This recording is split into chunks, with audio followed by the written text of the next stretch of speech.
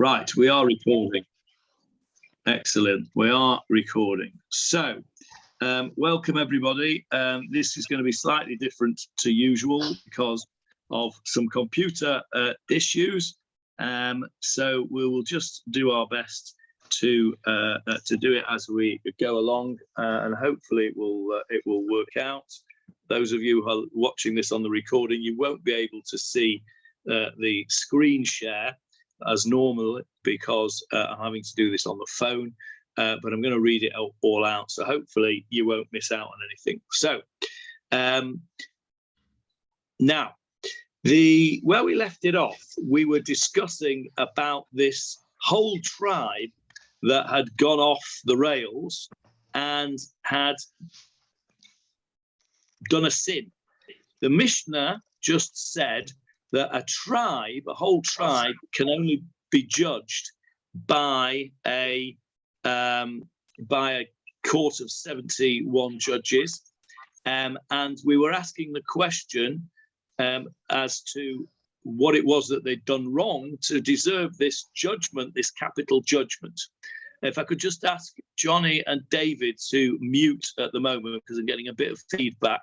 Everybody else is muted, and I don't know how to mute you myself on here. So if you wouldn't mind just muting so I can get rid of the feedback.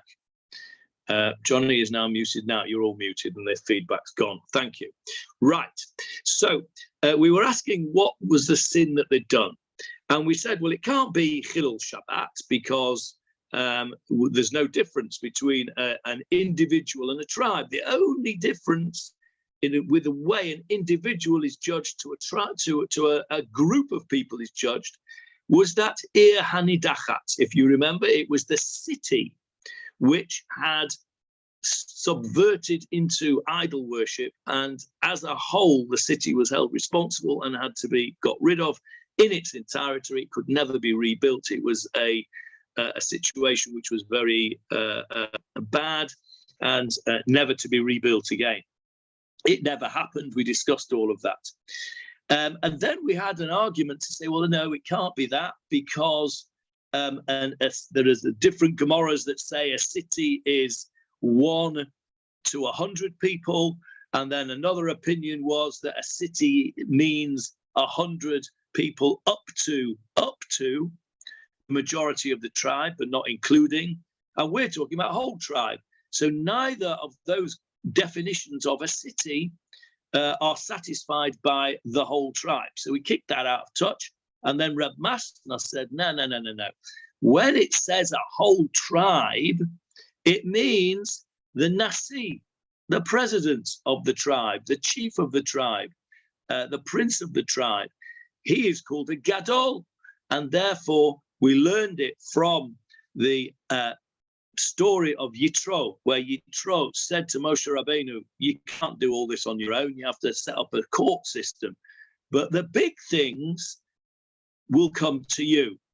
And Masna said, well, when it says the big things, what it actually means is the things of the big one, i.e. the matters pertaining to the big one in the tribe, i.e. the president, the prince. And that had to be judged by Moshe Rabbeinu. Moshe Rabbeinu was the equivalent of the highest court in the land, the equivalent of the Great Sanhedrin. And so Reb Matna learned that since this tribe that the Mishnah is talking about can't have been an Ir Hanidachat, a city which had subverted, because it doesn't fit the criteria of a city. So therefore, it must be something else. And he says that it is a capital case, which was where the involvement was of the president or the prince of the tribe. That sort of thing came before the 71-man court. We then digressed a little bit into whether the monarch was able to be tried, and we will learn at the beginning of chapter 2 that the monarch cannot be tried. We also learned from our lawyer friends that the British monarch can't be tried in a court. Now, of course, if you live in a republic, like the United States, then, of course, the president can be impeached and indicted and all those things. But a monarch, who has absolute power in the Jewish court, the Jewish society, and in the British society, a monarch can't be tried. But a prince can, but it has to be tried by a 71-man court, according to Rav Matna. So that is more or less where we left it. And we were quite happy with that, really. We said, okay, well, that must be Rav Matna. He must be the one.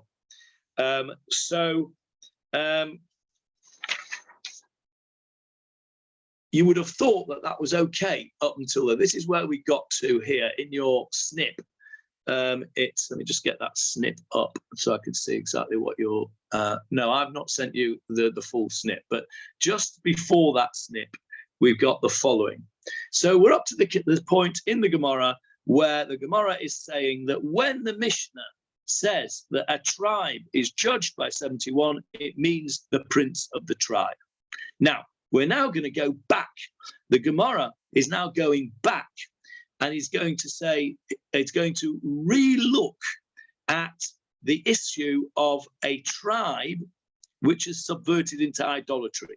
Because Ravina, who I'm going to quote to you in a minute, is not happy with Rav Matna's opinion. And the reason I think that he's not happy is that the same reason I'm not really very happy with it, and that is, it's a bit of a dray. It says the tribe. Why would Rabbi Yehuda Nasi confuse us by saying the tribe if he meant the president or the prince? So Ravina is going to go back now and try again to fit in the obvious answer to our question, which is what sin have they done, which is that they've subverted into idolatry. Remember, the reason we kicked it out in the first place was because it didn't fit the criteria of the word city. So now Ravina is going to use a little bit of imagination and creativity to try and fit that in, even though we've got the problem of the numbers of the city. So the Gemarah says, and it's just, I'm sorry I didn't do the snip quite correctly, it's just above the beginning of your snip, and it says like this: Ravina Amar, Ravina said, Le'olam, really, B'shevet Shehudach. We really are dealing here with a tribe which has subverted into idol worship. Udaka Kashya Lach. And that which was kashya, we're going to come up against that word. We're going to come into contact with that word on Pesach, aren't we? Kashya. Johnny Halpern, I'm sure that you said the Manish Tana in Yiddish when you were a youngster. I certainly learned it in Jewish day school. Tata, ich will de fragen de 4 kashas. Father, I want to ask you the 4 questions. Kashas in Yiddish is questions. So it's the same word here. Udaka kashyalach, that which is a question to you, in other words, that which you questioned me on earlier, i.e., bedina de rabim daininan lay. The question of whether we judge such a tribe with the halachot of a multitude, the answer is in. Yes, says Ravina. I'm not giving up on this yet. He says, af al gav. Even though the katlinan beyachid, even though they are executed as in the manner of individuals, as opposed to the manner of a multitude. So there are different, they both get killed, they both get the death penalty. But an individual who does idol worship, what's his punishment? Anyone know? You'll have to unmute and tell me. Anyone know? What's the punishment for an individual who does idol worship? Have a guess. Sakila. Yes, correct. Sakila, which means? Stoning. Stoning, correct. If you didn't know that, then you need to go and watch The Life of Brian. Okay, so yes, an individual who does idol worship is stoned to death. What about a city, an Ir Hanidachat, a whole city which subverts into idol worship? What is their punishment? Anyone know that? Well, it's not skila, that's for sure. Otherwise, we wouldn't be asking the question. So if it's not stoning, you've got a choice of the other three. What are the other three punishments by death? Chenek. Yeah, chenek, which is? Is that strangulation? Chenek is strangulation, yes. Skila, chenek. Srefa. Yes, which is? Burning. Yes, Srefa is burning. And the final one? The last one, yeah. Say it on Yom Kippur somewhere. The last one is? I'm trying to think. Anyone else help Johnny out with the last one? It is hereg, which is decapitation by the sword. Yes. Okay, so which of those three do you think occurs to the Ir Hanidachat? You got a 1 in 3 chance. Burning. No. No. Now you've got a 1 in. Now you've got a 1 in 2 chance. Hanging. What was that, Nachum? Hanging. No, hanging is not one of the 4 types of death penalty. Must be the sword then. The sword. Sword. A phone call came in. I've just unmuted again. It's hereg is the sword, and that's what they get. The Ir Hanidachat gets communicated. Communal. They are executed. I couldn't never think of the word. They are executed by the sword, as opposed to the individual who's executed by stoning. So, so what Ravina is saying is, even though they are this tribe, it's not an Ir Hanidachat. It's not a subversive city in terms of the punishment that they get, because they get skila, which is the punishment of an individual. They are punished as individuals, but, says Ravina, even though they're punished as individuals, Beidina de Rabim Daininan Lei, we judge them as if they were a multitude, which is 71 judges. Now, how many judges are required for an individual for a capital case? You know this, all of you. How many? An individual who has a capital case, how many judges does it take? 22. 22. No. Almost 23. 23. Yeah, very good. 23. Another number. So if we were to treat this tribe, this whole tribe, as an individual on all counts, then they would get judged by 23 judges, and they would get punished by stoning. If, on the other hand, we were to judge them as a city of subverters, they would be judged by 71, and they would be punished by the sword. So Ravina is very creative, and he says it's not all or nothing. He says we are allowed to judge them as a city with 71 judges and punish them as individuals with skila. Because remember, our problem was we couldn't judge them according to the numbers. They weren't a city. And so they didn't get that punishment of a city. They got individual punishments. So Ravina is saying, we don't have to take the whole package. They don't have to be seen as a city for all points. They can be seen as a city for the amount of judges. We know that because it says so in the Mishnah. That's why we're dealing with this, because the Mishnah says you need 71 judges for this tribe. But we don't have to extrapolate that, says Ravina, to the type of punishment that they get. And now he's going to prove it. And now you can go to the snip, which I did for you, because Ravina says, Mi lo amar Rabbi Chama bar Yossi, amar Rabbi Oshaya. Did not Rabbi Chama, the son of Yossi, say in the name of Rabbi Oshaya?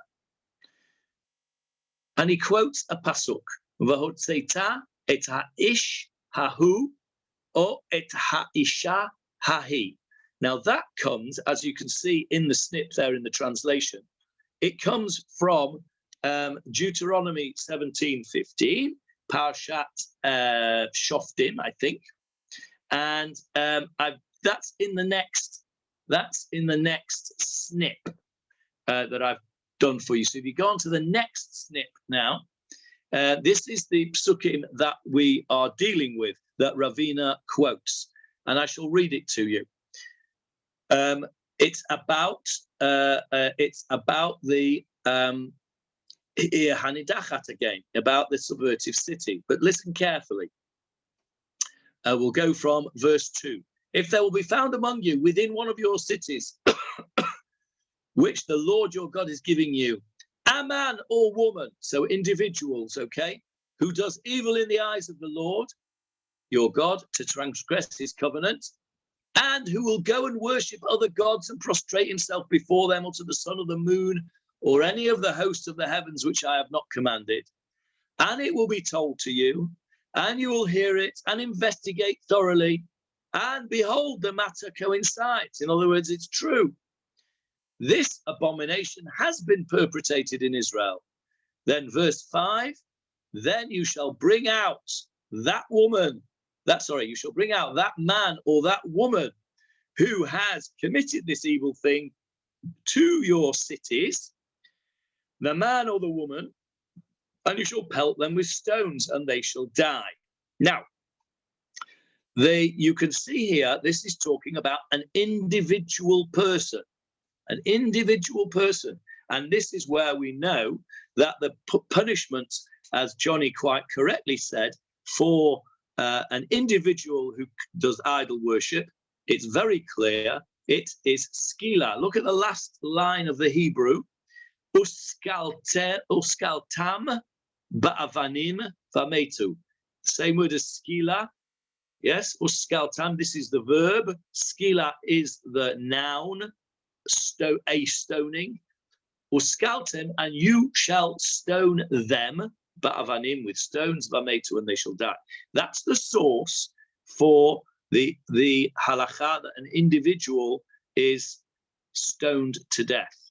Now, I want to show you a mistake, in inverted commas, in the translation here. Who can tell me in verse 5 where there is a non-literal translation which affects what I'm going to teach you next in the Gemara? V'hotzeita et ha'ish hahu o et ha'isha hahi. And you shall bring out that man or that woman, asher asu et hadavar hara hazeh, who has done this bad thing, el sheorecha, to your cities. What's the problem so far?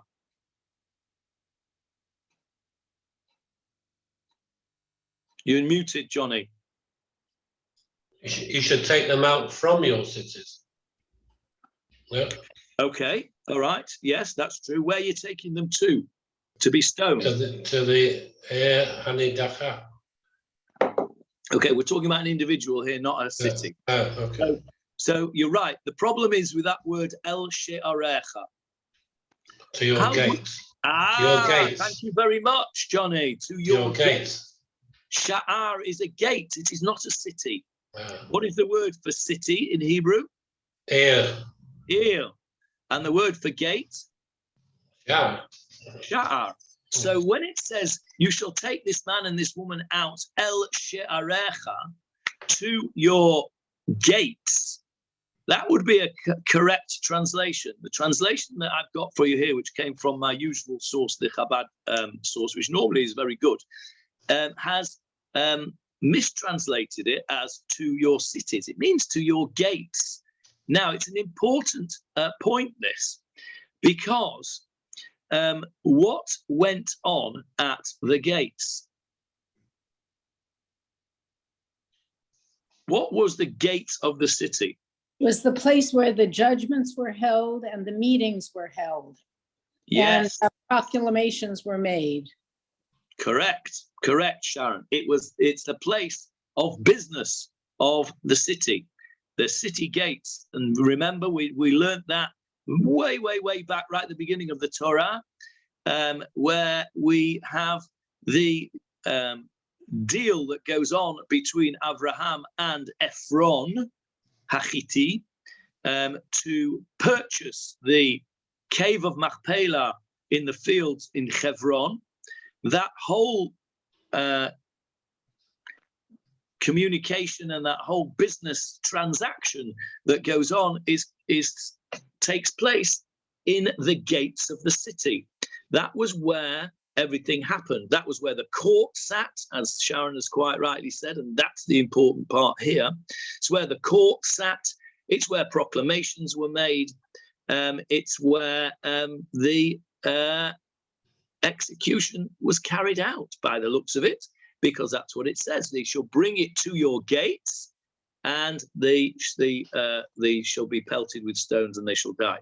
But the important bit that the Gemarah here goes on to, so let's just go back to your first snip now. We're back into the Gemarah. So he says, has Rabbi Chama bar Rabbi Yosef, in the name of Rabbi Yoshia, not said that this verse that I've just quoted to you, although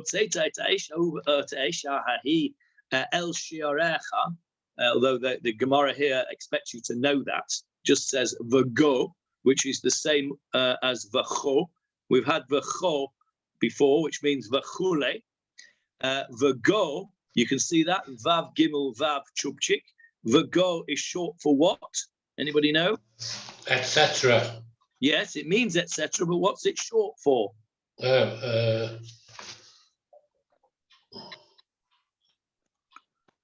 V'cho is short for v'chule, which means and all of it. So what does v'go, what's it short for? Anybody know? David, do you know what v'go is short for? It's short for v'gomer, and you shall finish. Right? Ligmor is to finish. Ani gomer, I am finishing. Ani nigmar, I am finished. So gomer means the gomer, and it's saying and finish the sentence. So it's correct. It's etc. But that's what it's short for. Just a little bit of interesting things that some people don't know.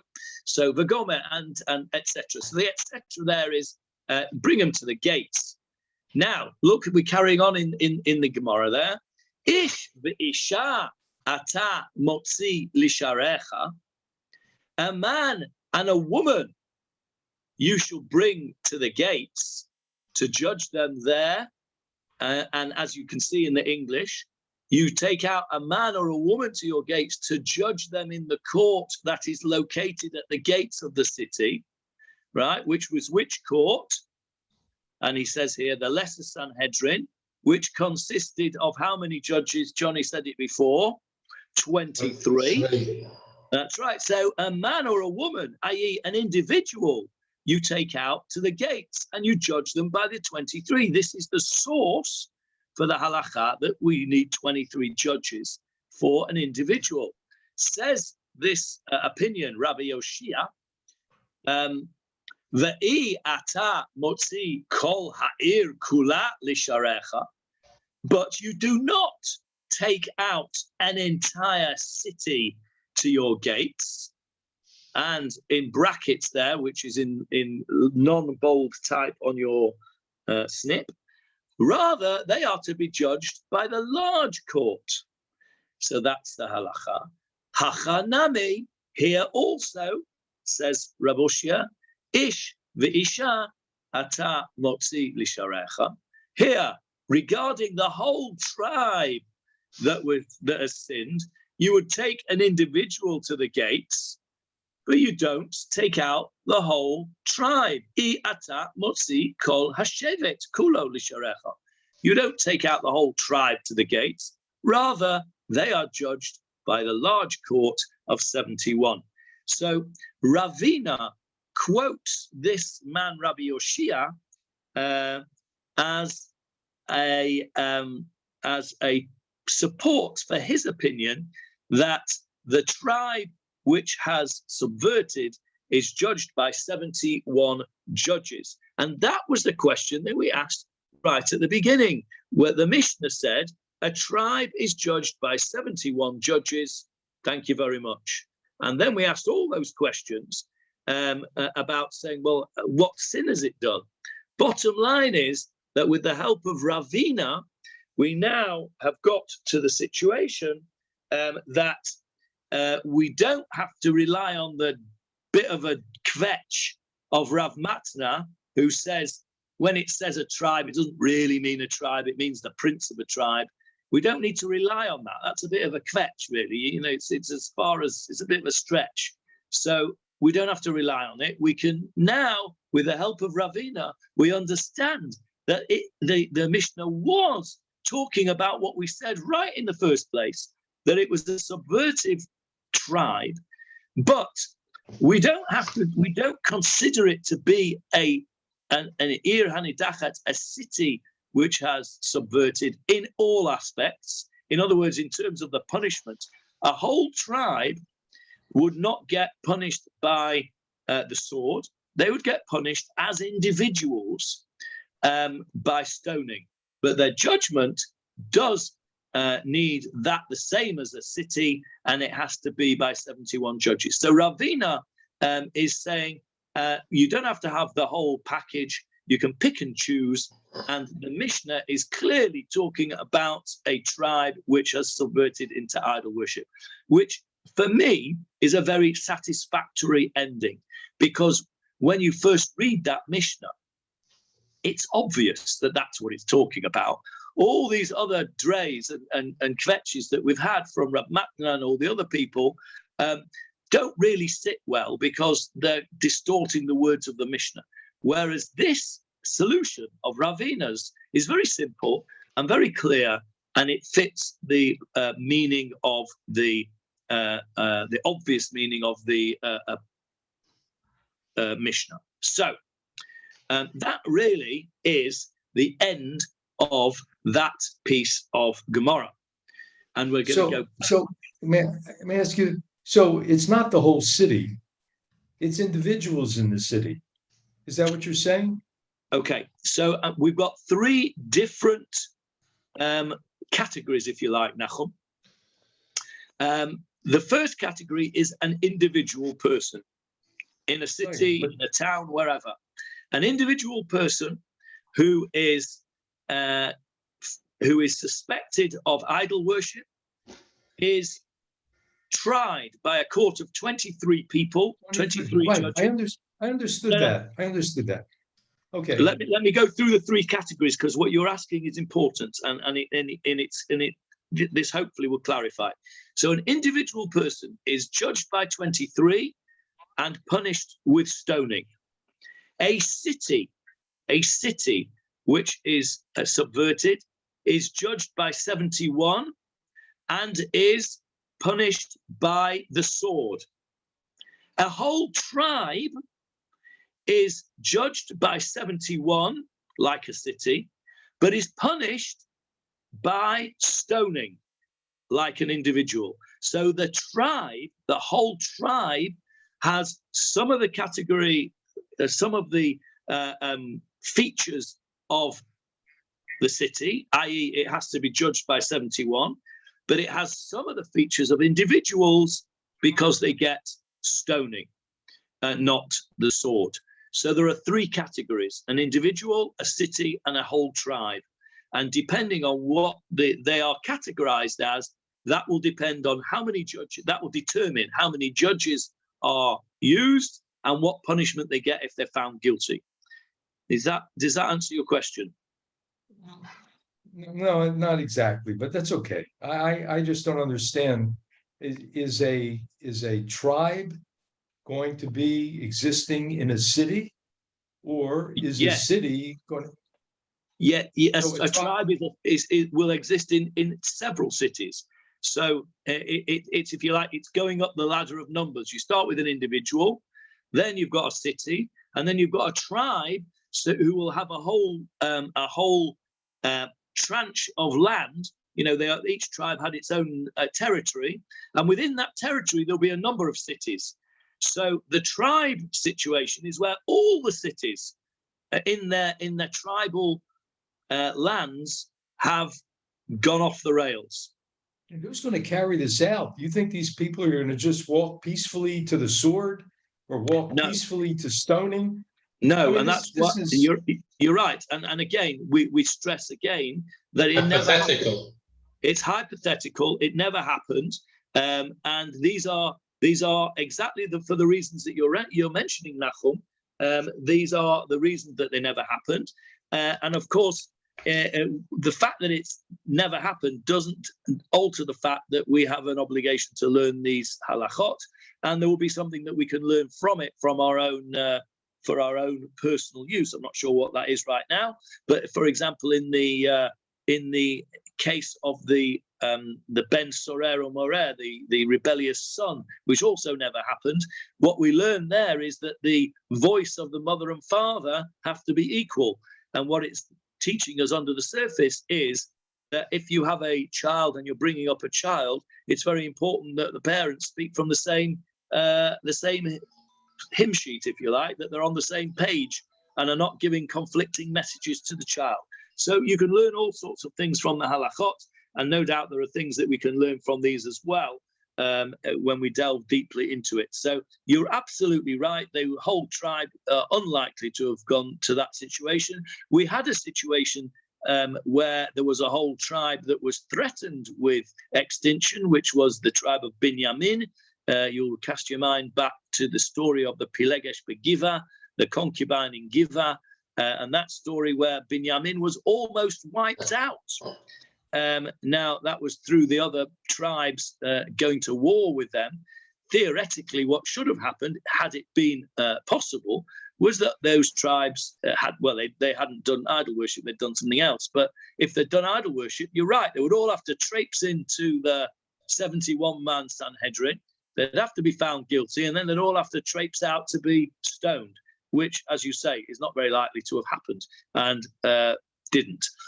But nevertheless, these are the halachot. So, was there just one Sanhedrin then for the whole country? Yeah. That was a Sanhedrin for the great. Every city had its own lesser Sanhedrin, which sat at the gates of the city. Yeah. And the big Sanhedrin was the national, I suppose you'd call it, the Supreme Court or something like that. Right. So we have now dealt with the bit of the Mishnah that's told us about a tribe. Now, the next bit of the Mishnah, which I didn't snip for you because I'm only going to read you a couple of lines of it, and we're going to go into the Chumash. The next bit of the Mishnah, which the Gemarah is going to ask about, is the following.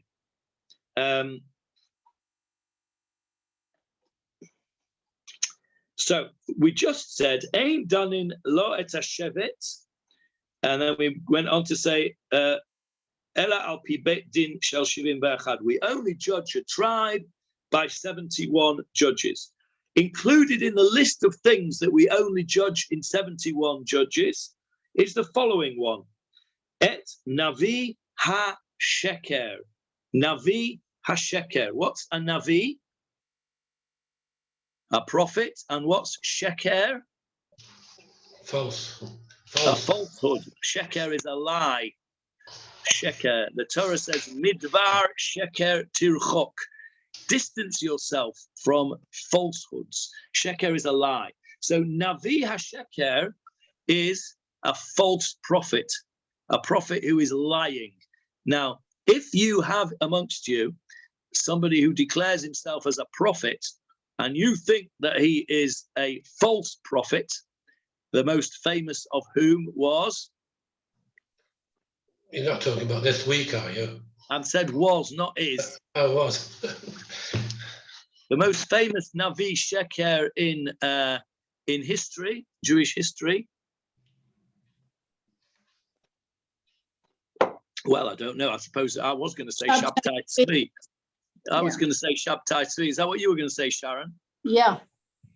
At the risk of being offensive, which I'm not intending to do in any way, there will be many people who would consider the most famous Navi Sheker in history to be Jesus.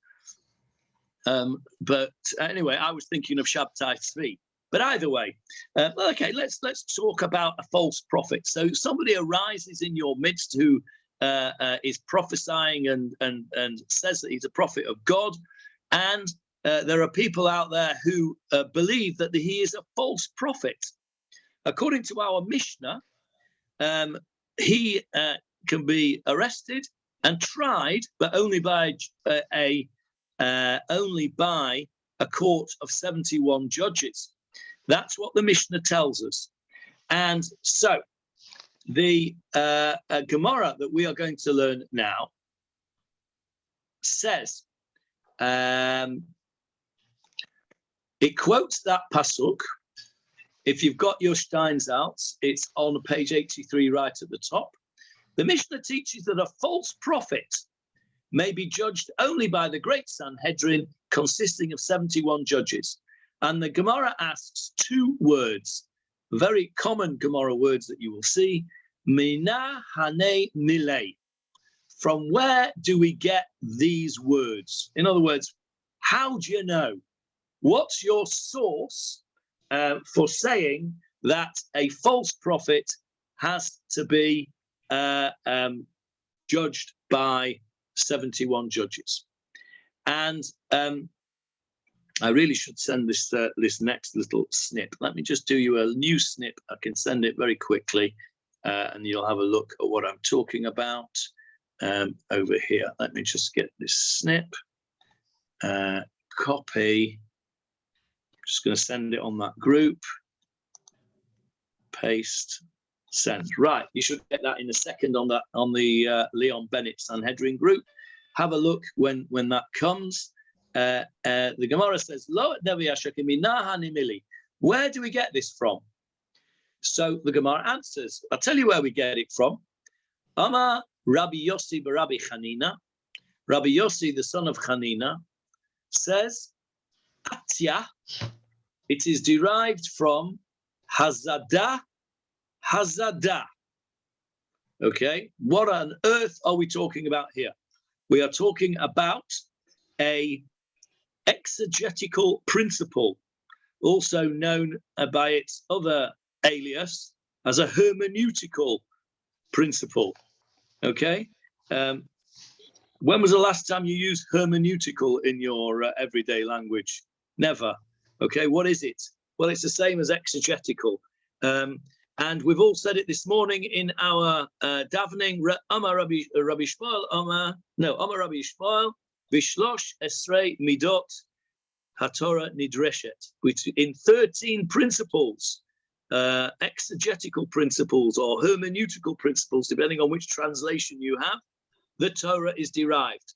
It is one of the ways that the Torah derives its halachot.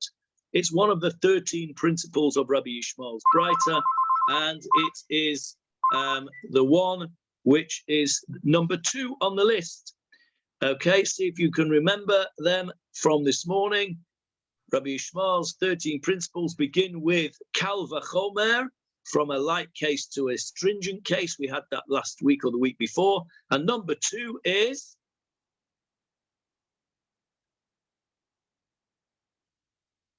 what's number 2 in the list? Michael Krauss, you were there. I saw you.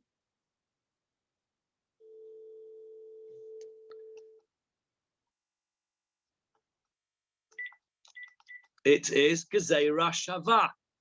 Gezeirah Shava, which means it's a verbal analogy. In other words, you see the same word in 2 different places, and you can learn something from one place to another. It's called a Gezeirah Shava. Shava means equal.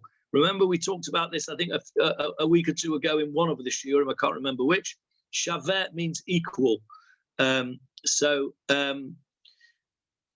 by the way, if you want to know another modern usage of the word shavet, which means equals, those of you who like to watch football with the Israeli commentary, Sha'ar Hashivyon. What's that? Sha'ar Hashivyon. Can't hear you, Johnny. You're muted. Extra time. No. No. Should be on. David Marks, I know you're a Chelsea supporter. You probably know what Sha'ar Hashivyon is. Equalizer. Yeah, the equalising goal. The equalising goal. Sha'ar is a goal. Why is Sha'ar a goal, Johnny? It's an hour. Shower. No, Sha'ar with a race. Oh, Sha'ar. Oh, because it's going to the goal mouth, the gate. Yeah, it's going through the gate. That's right. Sha'ar is the gate. It's where the Sanhedrin What's a is. goalkeeper in Hebrew? David Marks, what's a goalkeeper? Is it Shoer? Yes, Sho'er. He's the guy that keeps the gate. He's the goalkeeper. He's the Sho'er. So Sha'ar is the gate. It's a goal. Sho'er is a goalkeeper. Sha'ar Hashivyon is the equalizing goal. Same word as Shava. So why am I telling you all that nonsense? Because now you will never, ever forget what a Gezerah Shava is, because you will know that it's the equalizing goal. So Gezerah Shava is where we take two equal words and we derive one thing from the other. Now, as we've said many times, you're not allowed to just make up your own Gezerah Shavas. I didn't know that for a very long time. And I was busy making up my own Gezerah Shavas all over the place. And I was gently disabused of that opinion some years ago by Rabbi Kupitz, Zichrono Livracha, who gently took me aside and said, you can't do that. You can only have Gezerah Shava that was passed down from Moshe at Sinai and passed down the generations. So you don't count, Lieberman. You can't make up your own Gezerah Shavas. So this one is a real one. And they are Rabbi Yossi, in the name of Rabbi Chanina, brings us a Gezerah Shava from the word Hazadah. Hazadah.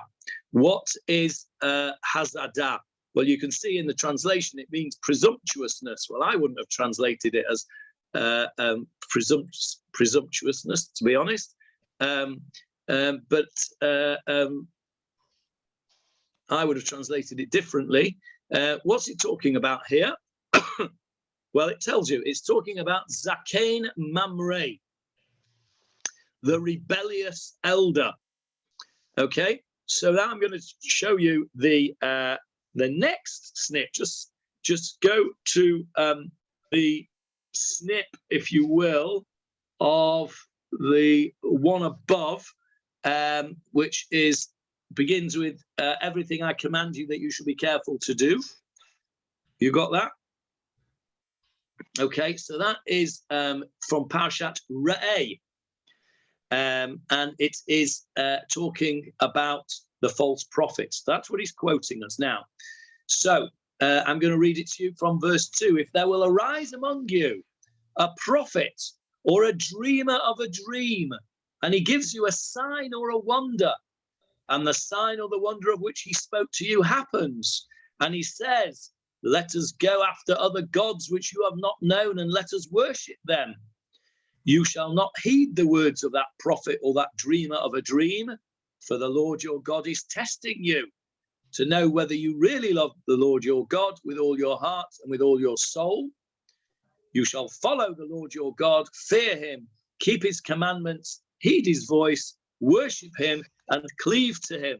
So in other words, if you get somebody that says, I'm a prophet, I'm going to walk on water, and as a result of that wonder and miracle that I do, you should follow me away from the service of God, don't listen to him, says the Torah. And by the way, says the Torah, verse 6, and that prophet or that dreamer of a dream shall be put to death, because he spoke falsehood about the Lord your God, who brought you out of the land and who redeemed you from the house of bondage to lead you astray from the way in which the Lord your God commanded you to go. So shall you clear away the evil from your midst. Okay, so that's what it says about the false prophet. Now, the Gemarah, let's go back to the Gemarah now. So if you go into the snip that I just sent you, he learns it from the prophet who I speak, who has spoken presumptuously. So the verse says, Hanavi hahu ocholem achalomahu yumat ki diber sara al Hashem Elokechem amotzi etchem me'eretz Mitzrayim. Okay, so he is a false prophet, and he has spoken and has done hazadah. Hazadah meaning bemazed. You heard that word before? Bemazed. What does that mean? Johnny, you're muted. I can. Willfully. Willfully, correct. And the opposite, as it were, of willfully? Shogeg. B'shogeg, which means by mistake. Accident. So, for example, if you let's take the Shabbat, for example. You come home from shul on a Friday night, and you walk through the door, and you instinctively put the lights on. You think, oh, forgot it was Shabbos. Didn't do that on purpose. Forgot it was Shabbos. Or, oh, I forgot you're not allowed to turn lights on Shabbos. Okay? So that is called shogeg. That's called an accident. It's still wrong, and you should have thought a bit more carefully. But it's a shogeg.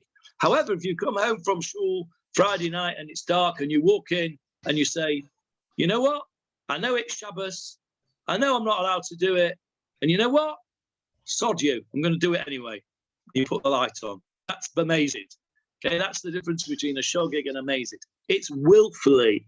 So willful is a great translation, Johnny. You couldn't have picked a better one, because it implies that that you've done it absolutely, deliberately, in the knowledge that you're not allowed to do it, almost spitefully, as it were.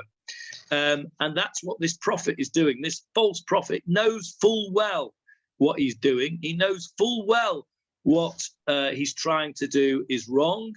And this is called hazadah. He has done it bemazed. It's not like he's done it by accident, or like he's suddenly forgotten that you're not allowed to worship idols. He's not suddenly forgotten that you are not allowed to make yourself false gods. So he's done it hazadah. So that's the pasuk that is quoted by Rabbi Yossi bar Chanina. Let's just go back to the Gemarah. All these words, Johnny, you're asking me. So From Manchester Yeshiva. Yeah, well, they taught you well, Johnny. They taught you well. Must be. Rabbi Bolkin and Reb Herschel, they did a good job. They did a good job. Okay, so they quote this pasuk, and then if you look at a different pasuk in Dvarim 17:12, which I will show you now as well. I'll just snip that for you and just send you that. I know snipping is not quite as good as sharing the screen, but it's not so bad.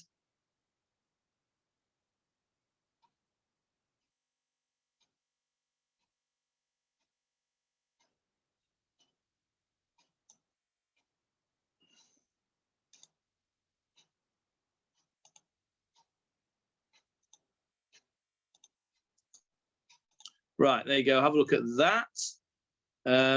If you open that up, you'll see verse 12 of this chapter 17. And there it's talking about the person, the individual who acts. Look at the words. It says, "V'ha'ish asher yaseh b'zadon." There's that word Hazadah b'mezid. You can see the same root, yes. A man who acts willfully. Here he's translated it as intentionally, but willfully, I think, is a better translation. So the man who acts willfully, not obeying the Kohen, who stands there to serve the Lord, that man shall die, and you shall abolish all evil from Yisrael. Look at those words. Umet ha'ish hahu uviarta hara mi Yisrael. Just have a look, if you will, at the previous one that I showed you. Look at the bottom in verse 6 there, in the previous snip from the Pasuk in chapter 18.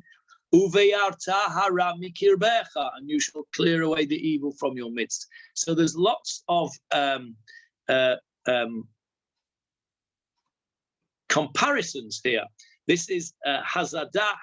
The two cases. The case of the man who disobeys the Kohen willfully is put to death, and the man who is a false prophet willfully is put to death. So the Gemara says here, we learn it, Mizaken Mamri, Mala Halan B'Shivim Ve'echad, just as over there with regard to the rebellious elder, he needs a court of 71 judges, so too here, with regard to the false prophet, he is also judged by a court of 71 judges. Okay, so this is Rabbi Yossi Bar Chanina's first attempt to derive the halacha that is stated in the Mishnah that a false prophet must be judged by 71 judges and not by a 23-judge court. We will stop there because the next bit is going to be a challenge to that, and it's a long challenge which we can't do in 5 minutes. So we'll stop there for today. Hopefully by the next time we meet, my webcam, etc., will all be working and we'll be able to do it normally. But I think that was actually not bad, really. I think it worked. Well, it worked okay for me. I don't know about the users at the end there. Was it okay? Very good. Very good. Very good. Okay, good. Any questions on what we've learned? Let's just summarize what we've learned today. We finished off the Shevet. One sec, Johnny. Let me just summarize this, because then when I look at the recording, I'll know what it is, and then I'll come back to you. So we finished about the tribe, and we ended up where we started off in the end, to be honest, which was that it was a subversive tribe. But Ravina helped us out by giving us a bit of creativity, saying we didn't need to take the whole package to say that the tribe was a city. The tribe was able to be judged as if it was a city by 71 judges, but punished as individuals, and they got stoning and not the sword. The most important thing that we learned out of all of that was that an equalizing goal is called Sha'a HaShivyon. We learned that from Bisharecha and Shaveh. And then we started to say the Navi Shaker, the false prophet, is judged by 71 judges, and Rabbi Yossi Bar Chanina gave his first attempt at trying to find a source for that, and he learns it from a Gezerah Shavah, a verbal analogy from the rebellious elder who is put to death on the word of 71 judges. And since they are doing the same sort of thing, they are leading people astray and being willful, using that word hazadah, willful about the whole thing, they can be compared, and therefore the Navi Shaker is a 71-judge situation. Next week, we will go and challenge that and see where we go after that. So that was what we've done today. Johnny, you wanted to ask a question or say something? No, just what it says, a false prophet on the top of Rabbi Steinhauser's page. Why does he quote Rambam or Sefer Shoftim and Hilchos Sanhedrin? Okay, so he's there in that bit there. He's quoting what the actual halakha is, and he's quoting it from not from the Shulchan Aruch, but from the Rambam. Rambam wrote his Mishnah Torah, which was